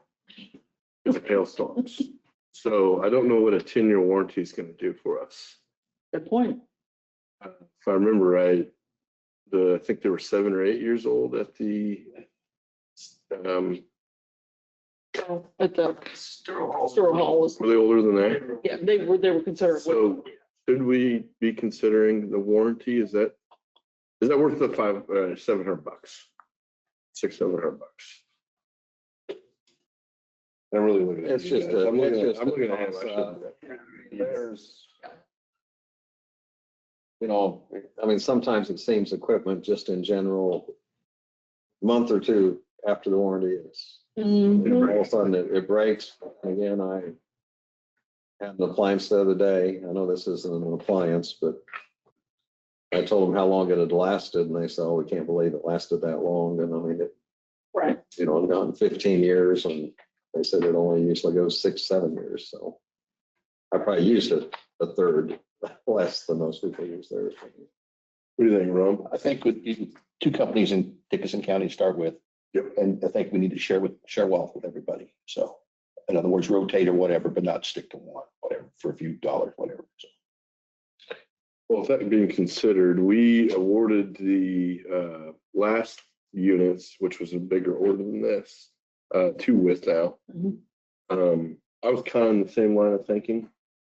There's a justification for the price increase based off of the warranty that we're going to get. So I don't know that the bid is the same bid.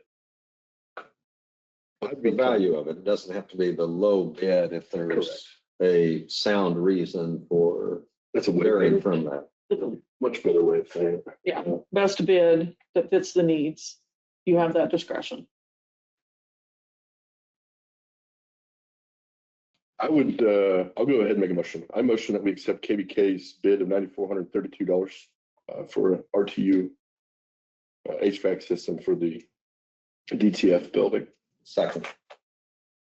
Got a motion, got a second. Any more discussion? All in favor, say aye. Aye. Motion carries if you will let KBK and Cliff run.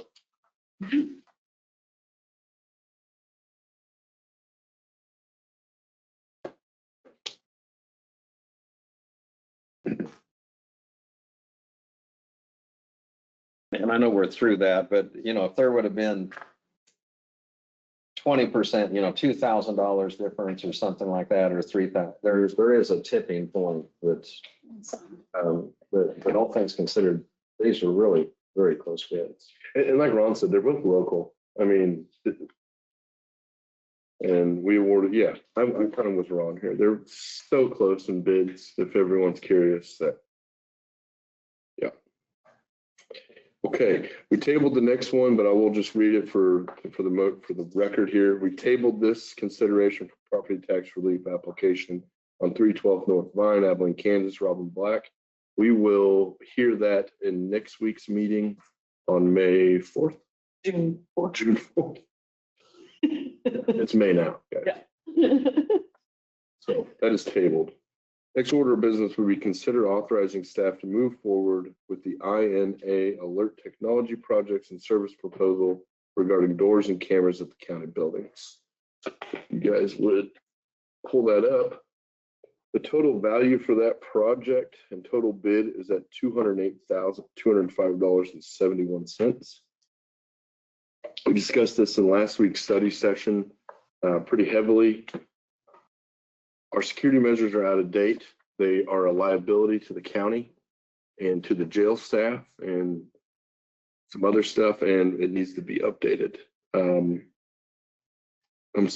kind of doing that. That's in the study session, just to clarify that. I thought we did. Not in the studies. Oh, we didn't. That's right. I'm sorry. Discussed the, yeah, okay. Let me touch on some of the finance side of that, just to kind of help explain that a little bit. With that total cost, although it's significant, our current contract with our security provider, when you look at the two, there is actually going to be a long savings to this new contract. And so we're looking at potentially over the next 10 years, somewhere around the range of savings about $50,000 for the 10-year timeframe. we'll see likely a break-even point somewhere around even year 5 with the new system. And that will also bring us up to date on all the security measures that we need to be in place on. Because there is some upfront expense, just for the public to understand and alleviate some concern of where that would be coming from. We have worked with significant amount of this will come from, there is for the jail. There is an inmate fund currently that they have been utilizing or has been built up, I guess, through the sheriff historically, in discussions with the sheriff, and just, he said, like, sometimes there's funds that have been separated, and we're looking at the reason for that. And in general, just with the discussion with the sheriff, he thought that it would actually make sense that just be transferred into the general fund at this point anyway. So with if you would approve of that, we would consider utilizing roughly about 150,000 of this that would be for the jail and would provide some security for the jail and inmates to come from those inmate funds. And then the remainder of that would be just transferred in the general fund. And from here moving forward, that would be something that the inmate funds would just go into the general fund to help provide the services for the jail, since it's in the general fund anyway. So the remaining of those funds, we've already budgeted roughly about $26,000 in 2026. That would be covering the cost for our current contract. So there's that fund, and then we'd be looking at potentially some equipment reserve or capital funds for the remaining balance on that. But like I said before, I think over the next 3 or 4 years, we'll actually see a return on that. And I think it's going to be in our best interest financially to move forward with this company as well. So, do you have any questions on that side or anything?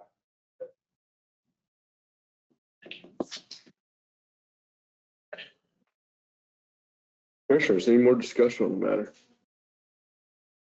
I'm glad it was brought to our attention. I'm glad you guys got on that deal and that is setting us up for success, protecting us. That's it. Yeah, Do I hear a motion, Ron? I'll make a motion on that. Motion has been heard. Do you want to go ahead and motion? Oh, Do you have discussion? well, no, I'll go ahead and second. Your motion is to go ahead and With the move INA. forward with the INA alert technology. Yeah. So moved. Seconded by Lynn. Any more discussion? All in favor, say aye. Aye. Motion carries. Thank you. Just need to. Yep.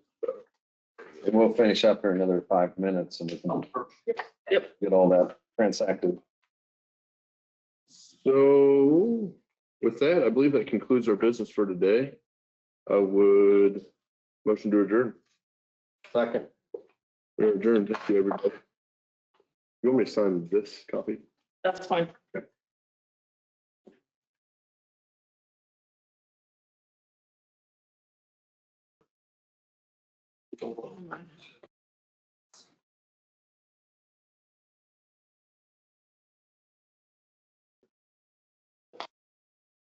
Everybody have a safe weekend. You too, Rob. Hope we get some more rain though. Yeah, really. Thank you so much. Thanks for